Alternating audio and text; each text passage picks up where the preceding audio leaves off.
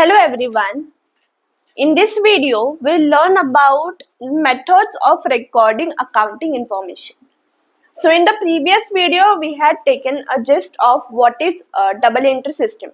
Now here we'll look at the different methods that are being followed all over the globe to record accounting information. So there are two main methods. One is Indian system, another is English system. Okay, and in English system there are two methods, that is single entry system and double entry system, which we have taken a gist of.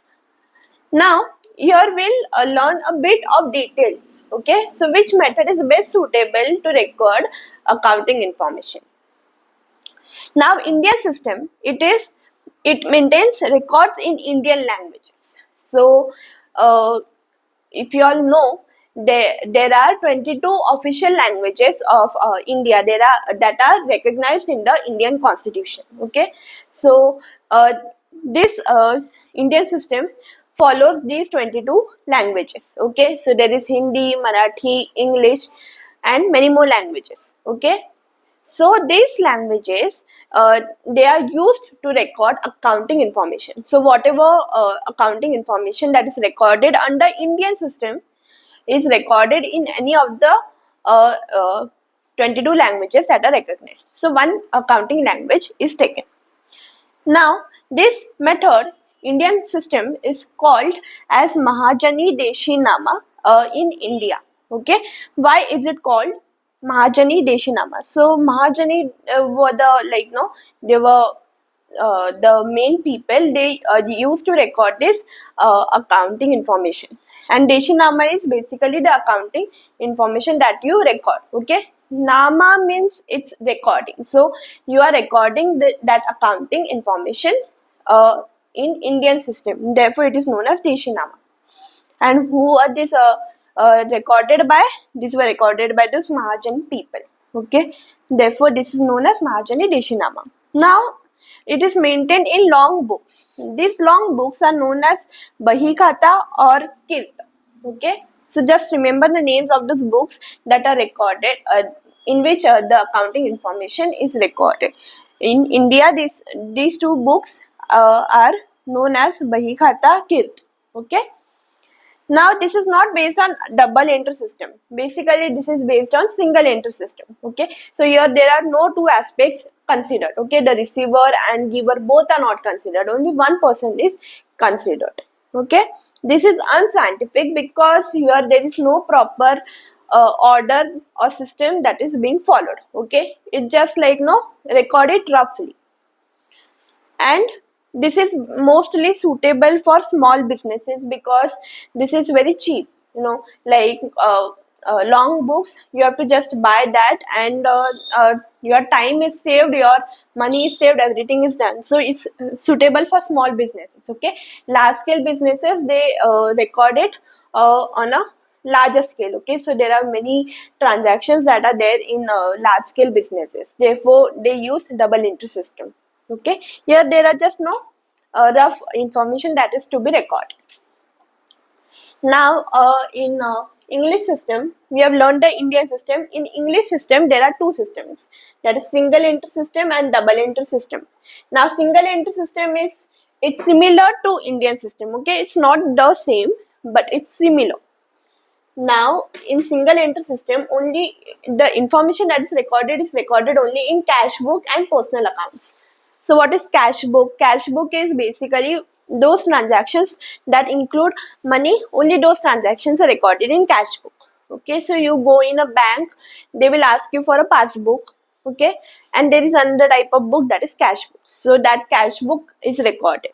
Okay, and personal accounts. So what are personal accounts? Personal accounts as in the organization's name, you, me, a natural person. Okay, so those personal accounts, even bank account is considered as a personal account. So only these two transactions, I mean cash book and personal accounts, are recorded in single entry system. It's again unscientific because here there is no system followed, order followed. Okay, it's incomplete because As I said, here only one aspect is considered. No two aspects are considered. Like giver and the receiver both are not considered at the same time. Only one person is considered. Therefore, it is incomplete. And it does not provide accurate information. Of course, because you are following only one aspect that is being considered here. Therefore, it does not provide accurate information.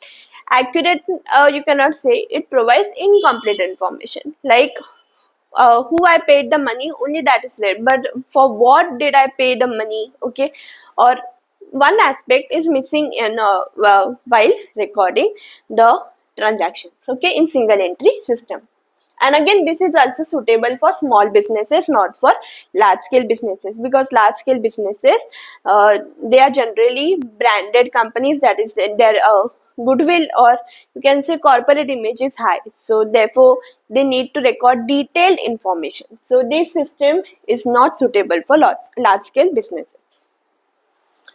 Now, lastly, we are learning about double entry system, which we have taken a gist in the previous video. Now, as we have learned, it's scientific in nature. It follows a particular system. It follows a particular order. Then it is double or twofold. Okay, double or twofold. That is we have learned. One is the receiver, one is the giver. Okay, on one side something is coming in the business. On the other side something is going out of the business. Then these two aspects are recorded as debit and credit.